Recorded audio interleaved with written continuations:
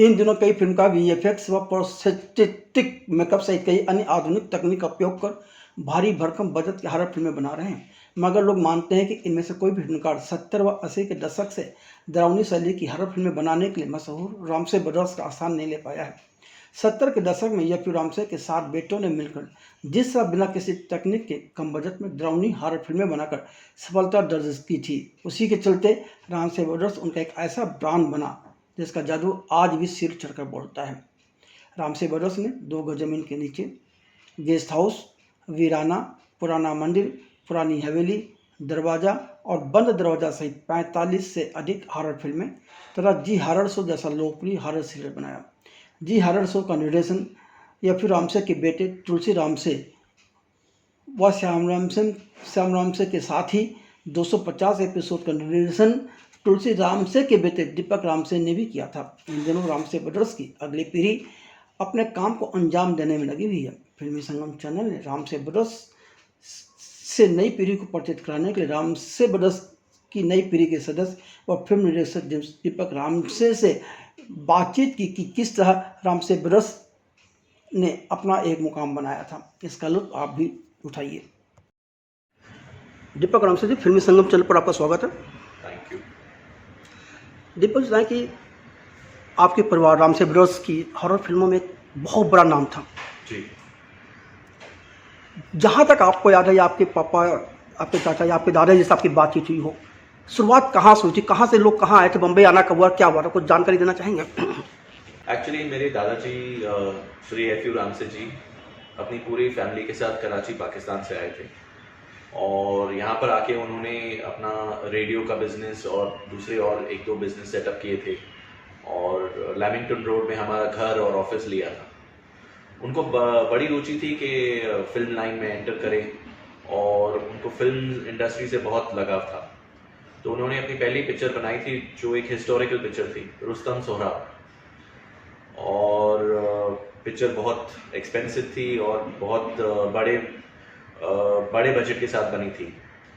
काफ़ी अच्छी बनी लेकिन प्रॉफिट इतना नहीं हुआ और उनको ये भी था कि उनके 7 बेटे थे जो फेमस रामसे ब्रदर्स के नाम से जाने जाते हैं। तो उनको ये दिल थी कि मैं अपने 7 बेटों को इस इंडस्ट्री में इंट्रोड्यूस करवाऊँ या एक अच्छा मुकाम दिलवाऊँ।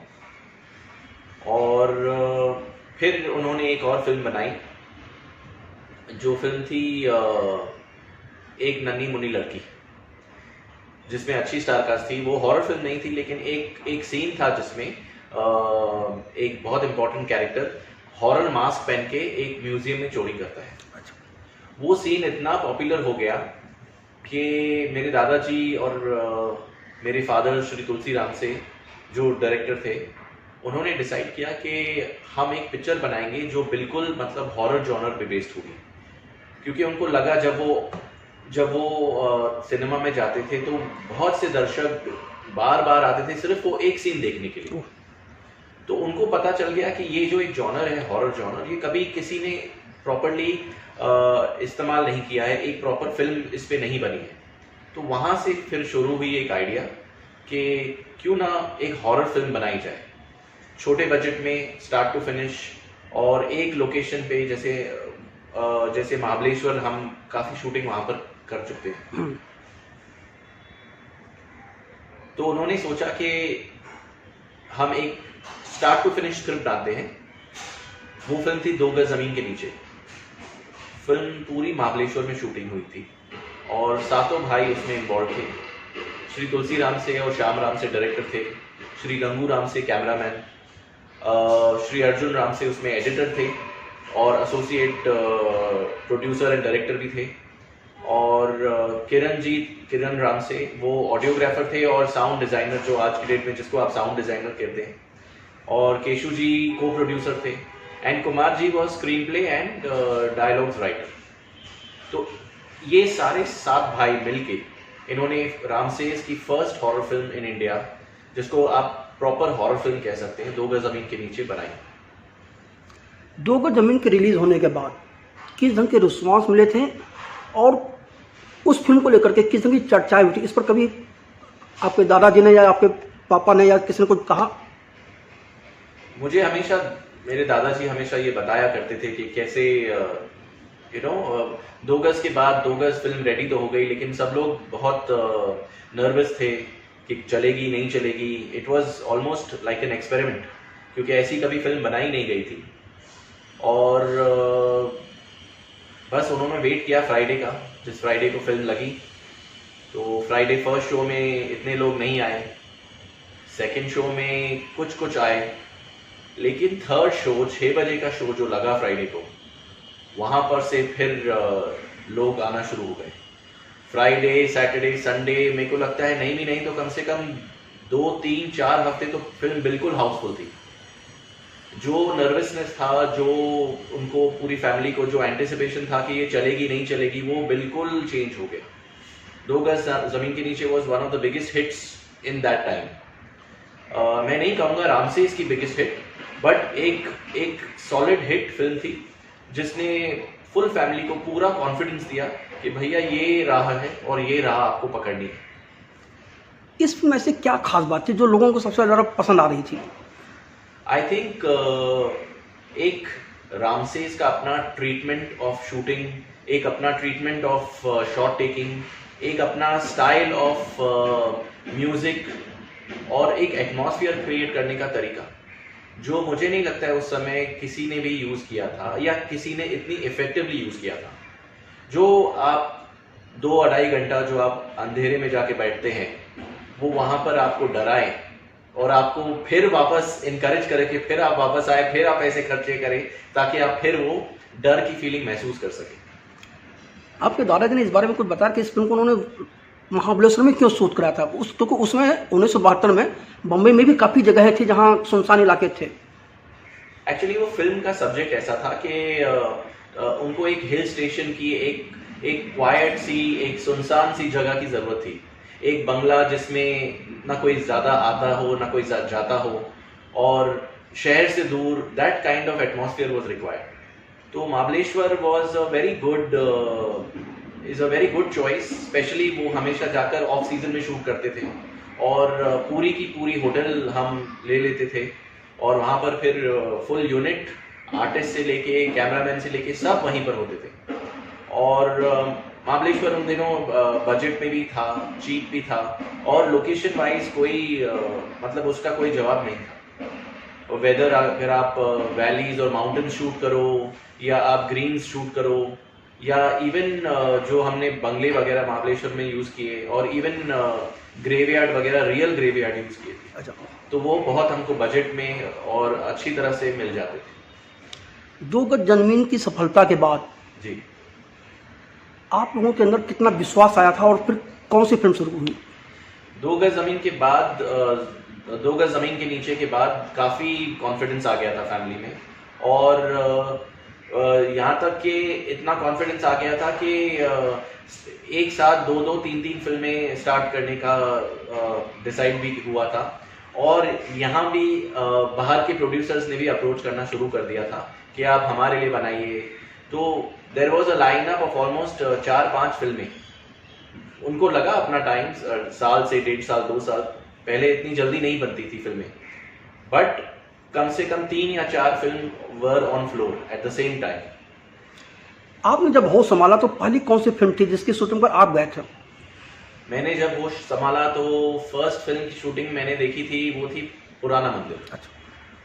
एंड पुराना मंदिर रामसेस की सबसे बड़ी, या मैं कहूँगा वीराना से almost similar in terms of business and profit रही है। These two, Purana Mandir and Veerana were the biggest hits of the Ramsays. मतलब पूरा सिनेरियो ही चेंज हो गया जब ये 2 फिल्में रिलीज हुई।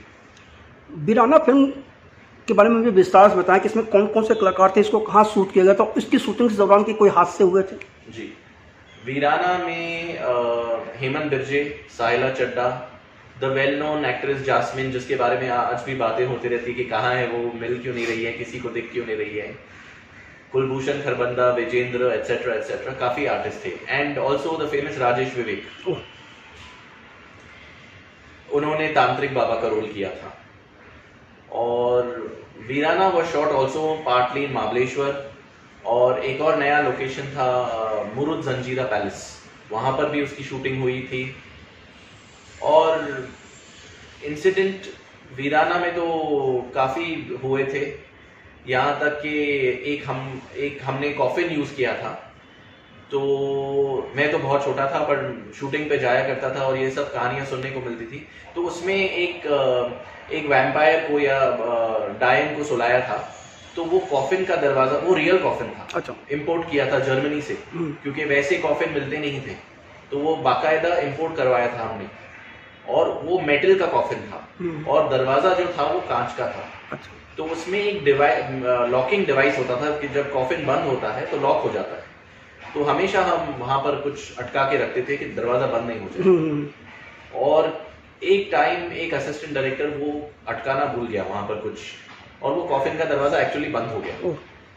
और नहीं भी नहीं तो मुझे लगता है 4-5 मिनट तक वो जो डायन थी वो अंदर थी और वो खटखटाते रही।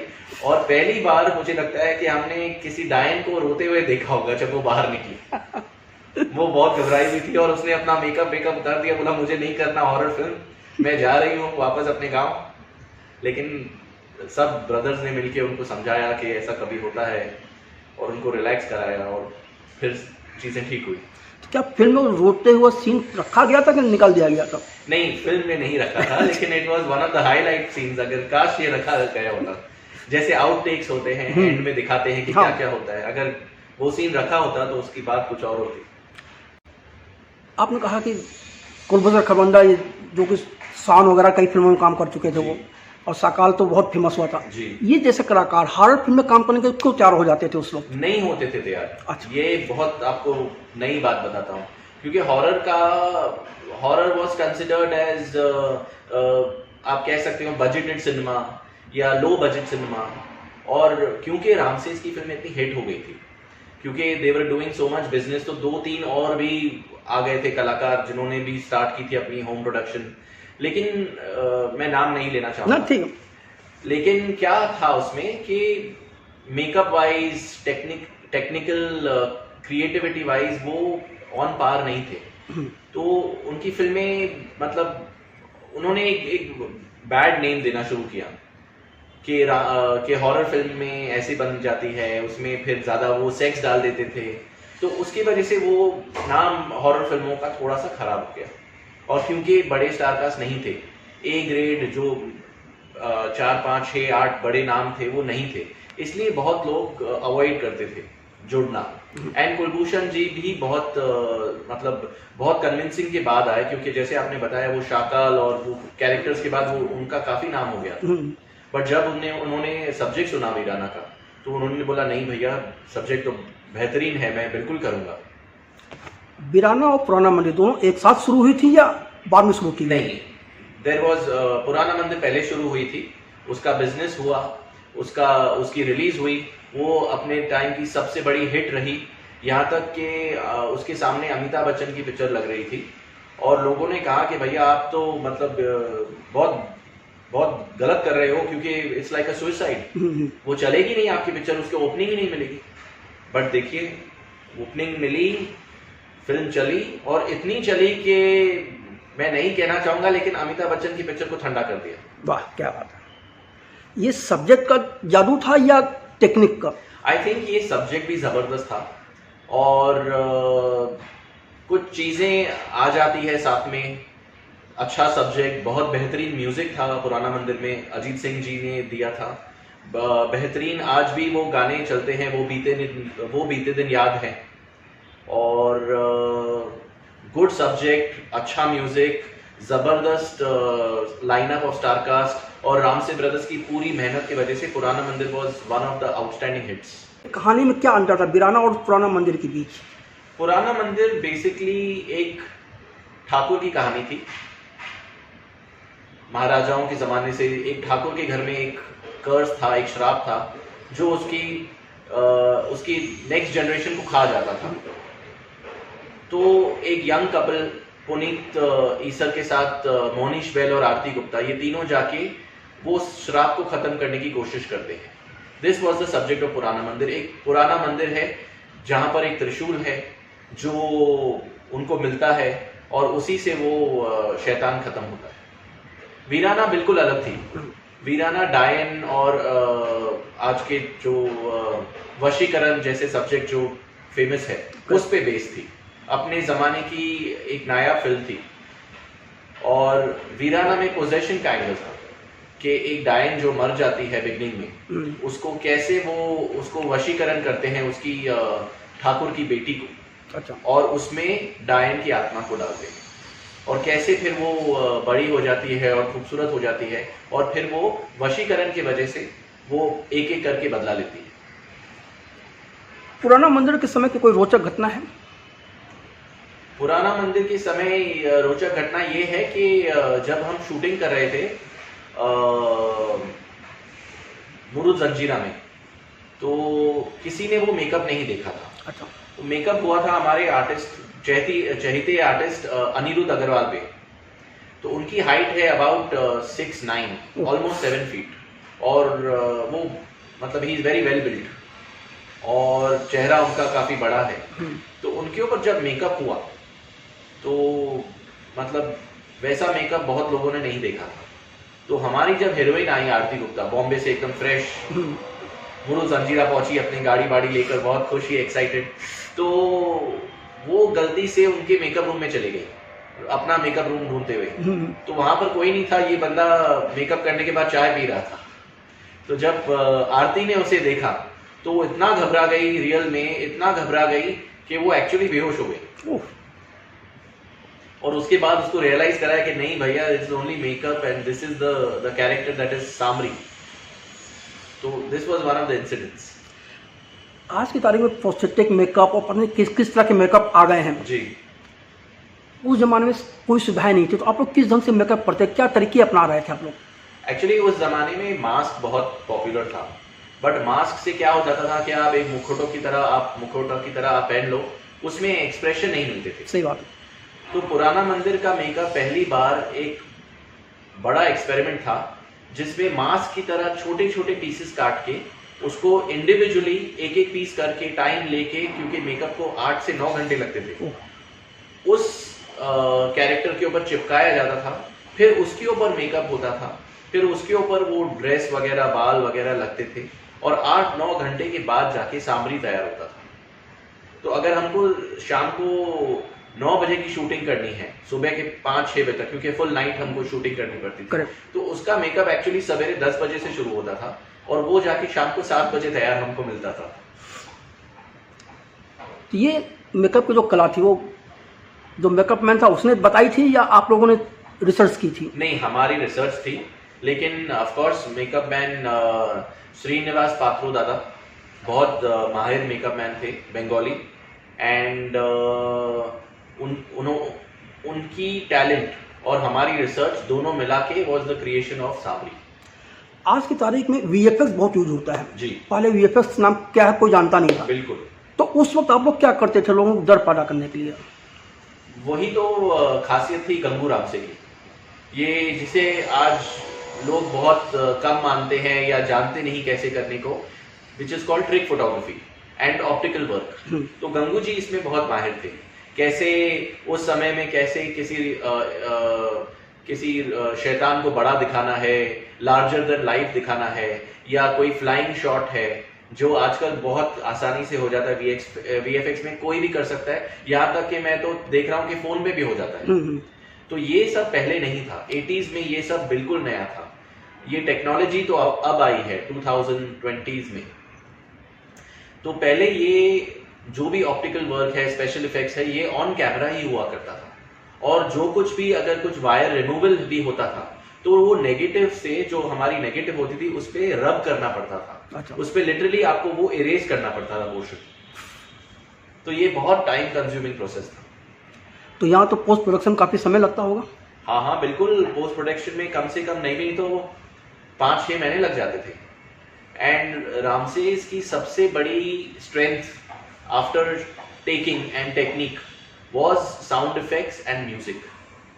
वेदर आप समझ लीजिए कि गाने हो फिल्म के या बैकग्राउंड म्यूजिक हो, तो आज भी जी हॉरर शो का जो थीम म्यूजिक है वो दरअसल पुराना मंदिर का थीम म्यूजिक है। अच्छा।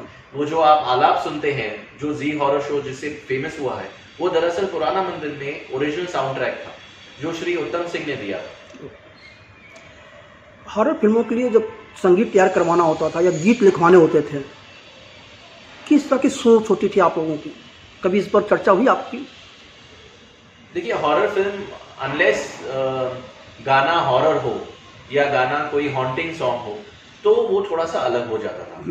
बट जहाँ तक मेरा ख्याल है और जहाँ तक मैं जानता हूँ, वो हमारे सारे गाने काफ़ी हद तक हिट रहे हैं। कोई भी आप गाना उठा लीजिए, उसमें रिपीट सुनने की बहुत वैल्यू है।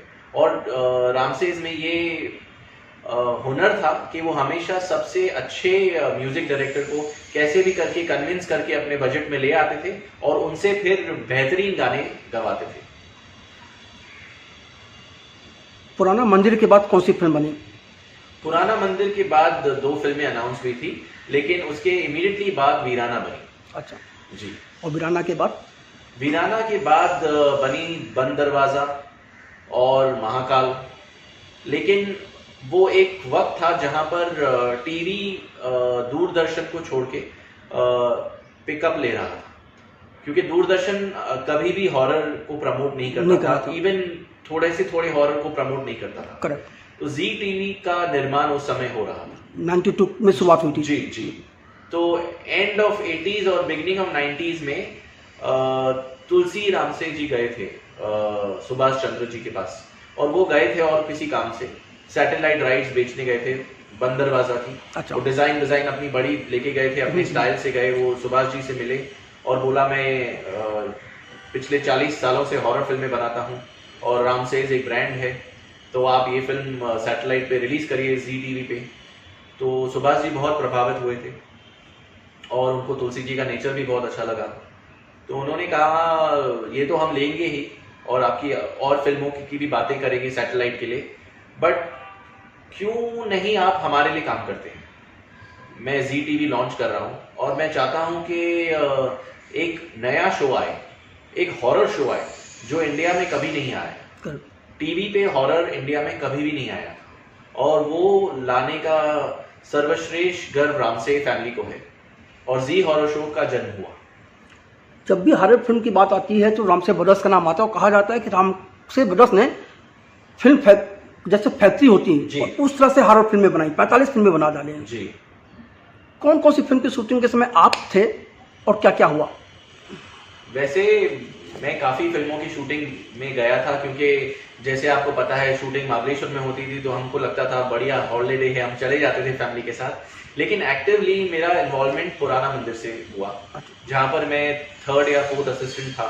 मुझे बहुत रुचि थी कि मैं इन्वॉल्व हूँ, काम करूँ, देखूँ, सीखूँ, और मेरे बहुत दूसरे कजन्स भी थे जो लगे हुए थे लाइन में कि हम भी देखेंगे, हम भी सीखेंगे। तो मेरी पहली शुरुआत पुराना मंदिर से हुई। वीराना में मुझे और सॉलिड मौका मिला, बट मैं कहूँगा कि मेरी real entry in the film industry and in the TV industry was through Zee horror show. क्योंकि जैसे आप जानते हैं कि ये फिल्में बनती थी, इनको वक्त लगता था 1.5 से 2 साल, कभी कभी महीने में 5-6 दिन शूटिंग होती थी, तो कभी कभी नहीं होती थी। लेकिन ये सब बिल्कुल अलग था इन जी हॉरर शो, क्योंकि हमको 4 एपिसोड महीने के देने पड़ते थे, तो हफ्ते में कम से कम 5 दिन शूटिंग हुआ करती ही थी, और शूटिंग के बाद इमीडिएटली फुल पोस्ट प्रोडक्शन होता था। तो वो 2 साल का वक्त नहीं लगता था। अब एक फिल्म एक्चुअली 1 महीने में तैयार हो रही थी, रोलिंग बहुत फास्ट था। रामसे ब्रदर्स जब एफ रामसे जी ने अपने सातों बेटों को तैयार किया जी, तो उन्होंने किसको कहाँ से ट्रेनिंग दिलाई थी फिल्म लाइन की? कुछ कभी चर्चा होगी घर पे? हाँ, एक्चुअली मेरे दादा एफ रामसे ने बहुत कोशिश की कि सब जो ब्रदर्स है वो किसी ना किसी बड़े कैमरामैन या कैमरा असिस्टेंट डायरेक्टर बन जाएं और किसी के साथ काम सीखें। उन्होंने बहुत कोशिश की थी कि विश्राम बेडेकर के साथ तुलसी जी और श्याम जी भी जुड़ जाएं, लेकिन क्योंकि बड़ी फैमिली थी और दादाजी प्रोड्यूसर थे, तो उन्होंने बहुत सारे टेक्नीशियंस ने फैमिली को इतना सीरियसली नहीं लिया कि ठीक है, रईस बाप के बेटे हैं, आएंगे, देखेंगे, शायद करेंगे काम, शायद नहीं करेंगे। तो मेरे ग्रैंडफादर को ये लगा कि मैं कितनी भी पिक्चरें बनाऊं, ये इतना ध्यान नहीं देंगे मेरे बेटों पर, तो उन्होंने ये जिम्मा अपने ऊपर लिया। अच्छा। वो सारी फौज को, सारे सातों भाइयों को लेकर कश्मीर गए। ये बात 2 गज जमीन के नीचे से पहले की बात है। कश्मीर में उन्होंने एक या मुझे लगता है 2 महीना हाउस बोट बुक की पूरी, और सातों भाइयों को ऑफिशियल फॉर्मल ट्रेनिंग देने की शुरुआत की। उस समय एक किताब होती थी 5 C's ऑफ सिनेमेटोग्राफी। वो किताब वॉज लाइक अ बाइबल। उनसे वो पढ़ते, सीखते, समझाते, और छोटे छोटे वो एक छोटी कैमरा भी लेके गए थे कश्मीर। अच्छा। और छोटे छोटे एक्सपेरिमेंट करते, छोटी छोटी फिल्में बनाते कश्मीर में ही, कि देखो ऐसा टेकिंग होना चाहिए, ऐसे कैमरा मूवमेंट होना चाहिए, ऐसी एडिटिंग होनी चाहिए, और फाइनल पोस्ट प्रोडक्शन ऐसा होना चाहिए। तो वो 2 महीना जो उनको ट्रेनिंग मिली सातों भाइयों को, मुझे नहीं लगता वो ट्रेनिंग कोई और उनको दे पाता। सातों भाई एक साथ काम कर रहे थे और सबके डिपार्टमेंट अलग थे जी लेकिन फिल्म मेकिंग एक यूनिट की तरह होती है। जी। कई बार ऐसा भी होता होगा कि कैमरामैन गंगू राम से जी ने जो सीन कैमरा जो फिट किया उससे शायद तुलसीराम जी सहमत न हो, ऐसी जब स्थितियाँ होती थी या कोई दौलत पर ऑब्जेक्शन हो सकता था, तब किस ढंग से समझौते होते थे? क्योंकि फैमिली बहुत करीबी थी। It was a very tight bond. I will take the opportunity to go ahead and say, जैसे राम लक्ष्मण की जोड़ी थी ना, वो सातों भाई वैसे ही थे। अगर कुछ अनबन होती, या अगर कोई जैसे आपने कहा कि उनको शॉट समझ में नहीं आया या पसंद नहीं आया या वापस नहीं आया, तो उनका जो तरीका था समझाने को अपने बड़े भाई को या अपने छोटे भाई को, वो अपने में एक अलग ही चीज थी। वो समझा भी देते थे और काम ले भी लेते थे, और उनको उसमें कोई टेंशन, कोई फ्रिक्शन भी नहीं होता था। तो ये तो एक प्यार था भाई का। और full family work together for almost 35 to 40 films. तो ये एक छोटी बात नहीं है, क्योंकि अगर ये प्यार नहीं होता और ये अंडरस्टैंडिंग भाइयों में नहीं होती, तो ये सफर इतना लंबा नहीं चलता। क्योंकि फिल्म में बहुत से परिवार हैं जी, बहुत जल्दी बिखर गए वो जी। और 45 फिल्में एक साथ बना लेना आसान काम नहीं था एक साथ मिलके। ये अपने में एक बड़ा रिकॉर्ड है, और राम से ब्रांड ही उसी की वजह से क्रिएट हुआ है, क्योंकि ये सातों ब्रदर्स फिल्म इंडस्ट्री और फिल्म मेकिंग की 7 अलग अलग पेचीदा डिपार्टमेंट्स के हेड बने। Correct. Right from direction to photography to sound designing to editing to writing and to the final post production. मतलब 7 भाई हर डिपार्टमेंट के हेड थे, और ये जब 7 आ जाते थे तो फिल्म कंप्लीट होती थी। इन सबको एक साथ रखने में आपके दादाजी का कितना योगदान था? दादाजी बहुत शॉर्ट टेम्पर्ड थे, सब लोग डरते थे। उनकी हाइट कम थी, बट उनका तेवर और बर्ताव एकदम कड़क था, और सातों भाइयों को साथ में रखने की पूरा श्रेय मैं कहूँगा दादाजी के ऊपर जाता है। आपके दादा यफूर रामसे जी ने कभी आपको कोई बात कही है, कोई सलाह दी जो आज भी आपको याद आती हो? वो मुझे हमेशा कहते थे कि फिल्म वो हो जो स्टोरी फिल्म की वो हो जो आपको 2 लाइन में समझ में आ जाए। तीसरे लाइन में अगर आपको समझ में नहीं आती, तो फिर आप अपना वक्त और ऑडियंस दोनों का वक्त वेस्ट करें। और फिल्म ऐसी हो कि फर्स्ट शॉट से आपको वो सीट पर बिठा दे। अगर आपने ऑडियंस को वो वश में नहीं लिया आपने, तो फिर फिल्म नहीं चलेगी। 45 फिल्मों के दौरान कभी ऐसा भी होगा कि किसी कलाकार ने मना कर दिया होगा और उसका सब्स्टिट्यूट ढूंढने की बात आई होगी, तब क्या करते हुआ था? कोई घटना घटती है ऐसी? आई एम श्योर, मुझे पूरी तरह से याद नहीं, बट आई एम श्योर कि वो तो हर सिनेमा में होता है कि कोई आर्टिस्ट बोलता है नहीं मुझे नहीं समझ में आ रहा है, या मुझे हॉरर मेकअप नहीं करना है, क्योंकि वो बात हॉरर मेकअप पे आ जाती थी ज़्यादा करके, क्योंकि मेकअप करना बहुत टीडियस, बहुत लंबा प्रोसेस था। और ऐसा नहीं है कि they have not work with big names. Family has work with almost every big star in the industry, खाली मुझे लगता है अमिताभ बच्चन को छोड़ के। रेखा जी, राजेश खन्ना, मंदाकिनी, जैकी श्रॉफ, शत्रुघ्न सिन्हा, शक्ति कपूर को उन्होंने इंट्रोड्यूस किया, और बहुत नाम है जो मैं आपको बता सकता हूँ जो आज की फिल्म के ए ग्रेड में माने जाते हैं। ये सब के साथ रामसे ब्रदर्स ने काम किया है। हमने 2-3 फिल्मों की बहुत चर्चा करी, बाकी कौन सी फिल्में थी जिनमें कोई रोचक घटना घटी हो या कुछ खास इंसिडेंट रहा हो?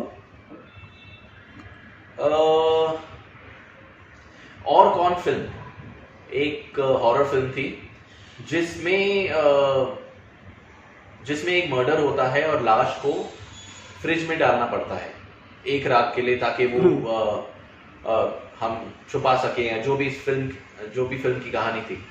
तो उसमें जो आर्टिस्ट था उसको फ्रिज में डाला गया और उसके ऊपर मेकअप वगैरह किया गया, और उसको उसको ना चाहते हुए भी फ्रिज में रखा गया, तो उसको काफी सर्दी हो गई, क्योंकि उन्होंने ये रियलाइज नहीं किया कि चलो शूटिंग करते रहे, लेकिन नेक्स्ट डे पता चला वो आर्टिस्ट काफी बीमार हो गया। उसको भी मजा आ रहा था शूटिंग करने में, ध्यान नहीं दिया, लेकिन फ्रिज तो फ्रिज है, ऑन रहा था वो। तो ये एक छोटी सी घटना थी। और हमारी एक और फिल्म थी जिसकी शूटिंग महाबलेश्वर में हुई थी, और असली ग्रेवयार्ड में शूटिंग करने गए थे, और किरण जी जो साउंड रिकॉर्डिस्ट और साउंड डिजाइनर है, उनको रियल साउंड चाहिए था ग्रेवयार्ड का। उन्होंने बोला मैं ये सब आज का नहीं यूज करता हूँ, और मुझे स्टॉक में मतलब काफी लिमिटेड, उस समय तो 80s में आप समझ सकते हैं, 70s 80s में काफी लिमिटेड ही था। करेक्ट। तो वो रियल साउंड रिकॉर्ड करने रात को 12-1 बजे ग्रेवयार्ड में गए अकेले, अपना स्पेशल साउंड नागरा लेके, और उन्होंने साउंड काफी रिकॉर्ड भी किए। और उनका कहना था कि वहां पर कुछ बहुत पेचीदा हुआ। जब वो साउंड रिकॉर्ड कर रहे थे तो उसमें उनको एक लाफ्टर की, एक सिसकने की भी आवाज सुनाई दी। वो उन्होंने रिकॉर्ड भी की, वो उन्होंने सुना भी। लेकिन जब उन्होंने ये रिकॉर्डेड साउंड सुबह को दूसरे भाइयों को सुनाना चाहा तो उसमें वो आवाज नहीं। तो ये एक बहुत मतलब पेचीदा चीज हुई थी, और वो वैसी आवाज हमने, मतलब उससे मिलती जुलती आवाज हमने काफी फिल्मों में यूज भी किया है, मतलब एक डर का एटमॉस्फेयर क्रिएट करने के लिए। हॉरर फिल्म बनाना उसमें कितना आसान था और अब कितना आसान हो गया है? आई थिंक उस समय इतना आसान नहीं था हॉरर फिल्म बनाना, क्योंकि जैसे आपने कहा VFX के नाम पे कुछ नहीं था। प्रोस्थेटिक मेकअप बहुत अपने इनिशियल स्टेज पे था, मतलब आप कह सकते हैं कि वो बस अपनी शुरुआती स्टेज पे था। बहुत गिन चुन के लोग थे जो प्रोस्थेटिक मेकअप करते थे, और camera limitation, sound limitation, sound effects limitation बहुत था। आजकल तो इतना इजी हो गया है, everything is available on computer, everything is available. आप खाली बजट अपनी रखिए, आप कंफर्टेबली एक अच्छी हॉरर फिल्म बना सकते हैं। Whether it is makeup, it is VFX, you name it, everything is available. Makeup की टेक्निक किसने सिखाई थी आप लोगों को? जैसे मैंने कहा, रामसेज खुद ही रिसर्च करते थे, और उनका एक फेवरेट मेकअप आर्टिस्ट था श्रीनिवास पात्रो। उनके साथ वो मिलकर एक्सपेरिमेंट्स भी करते थे। हमारी ऑफिस थी लैमिंगटन रोड पे, वहाँ पर ग्राउंड फ्लोर पे ऑफिस थी और सेकंड और फर्स्ट फ्लोर पे घर था। तो वो रात भर बैठ के एक जूनियर आर्टिस्ट को या किसी आर्टिस्ट को बिठा के उसके ऊपर मेकअप के ट्रायल्स वगैरह करते थे और एक्सपेरिमेंट करते थे कि आंखें कैसी लगनी चाहिए, ये कैसे लगनी चाहिए। उस समय जब कॉन्टैक्ट लेंसेज नहीं थे तो उन्होंने एक टिपिकल टाइप के बड़े कॉन्टैक्ट लेंसेज का इजाद किया जो आंखों के ऊपर फिट हो गए, और ये सब नई चीजें थी जो ट्रायल एंड एरर से ही बनी। मेकअप की जब आपने कहा ट्रायल एंड एरर की बात होती है, प्रयोग किए जाते हैं जी, तो जो कलर्स होते हैं वो कॉम्बिनेशन कहाँ से लेते थे? कि कोई अलग तरह के कलर भी आप लोगों ने ईजाद किए थे, या कभी कोई पेड़ पौधे के कलर यूज किए थे? नहीं, पेड़ पौधे की कलर तो नहीं, लेकिन या गंगू जी का बहुत बड़ा हाथ था as far as colours are concerned, और मेकअप के साथ उनको लाइटिंग का बहुत अच्छा सेंस था। हॉरर लाइटिंग में वो माहिर थे, उनको काफ़ी अवार्ड्स भी मिल चुके हैं। और तो गंगू जी जो थे वो हमेशा लाइटिंग और कलर वगैरह में काफ़ी ध्यान देते थे। इसी की वजह से हमारी फिल्मों का रंग एक अलग ही रंग है compare to other normal cinema. Ramsay brothers की फिल्में भारत के अलावा और किन देशों में पसंद की जाती थी? पहले सैटेलाइट और ओवरसीज इतना मशहूर नहीं था, लेकिन 80s के बाद ये होना शुरू हो गया। तो हमारी फिल्में बहुत फेमस थी USA में, लंदन में, यूके में। और ये मैं कहना चाहूँगा कि आज भी ये फिल्में इतनी मशहूर है कि मैं आज भी स्क्रीनिंग्स करवा रहा हूँ यूएसए, लंदन, कनाडा में, और लोग देखते हैं और वो अचंभित रह जाते हैं कि 80s की फिल्में इतनी आगे, इतनी प्रोग्रेसिव थी कि आज की फिल्मों को टक्कर दे सकती है। रामसे ब्रदर्स की नई पीढ़ी इस वक्त आ गई है जी। उसके आप भी एक सदस्य हैं, और कौन कौन लोग क्या क्या कर रहे हैं इसमें? मेरे भाई अमित रामसे हैं, वो पूरा पीआर संभालते हैं रामसेस का और दूसरी फिल्मों का और बड़े प्रोड्यूसर्स का। उनकी एक अपनी पीआर कंपनी है और वो जल्दी एक्टिंग और प्रोडक्शन में भी एंट्री लेने वाले हैं। मेरे एक और ब्रदर है श्री गोपाल रामसे, वो राइटिंग में बहुत श्री कुमार रामसे के बेटे हैं वो, और वो राइटिंग में काफ़ी तजुर्बा रखते हैं और उन्होंने भी काफ़ी साल राइटिंग पे मेहनत की है और वो भी हमारे नई पीढ़ी के एक सदस्य हैं। बाकी मैं कहूँगा कि काफ़ी सदस्य अपनी डिफरेंट लाइंस वगैरह पकड़ ली है। इट्स अ बिग फैमिली, 7 भाई के बहुत सारे बच्चे हैं और सब अपनी अपनी दिशाओं में चले गए। दीपक जी, फिल्मी संघ से बात करने के लिए आपका बहुत बहुत धन्यवाद। Thank you.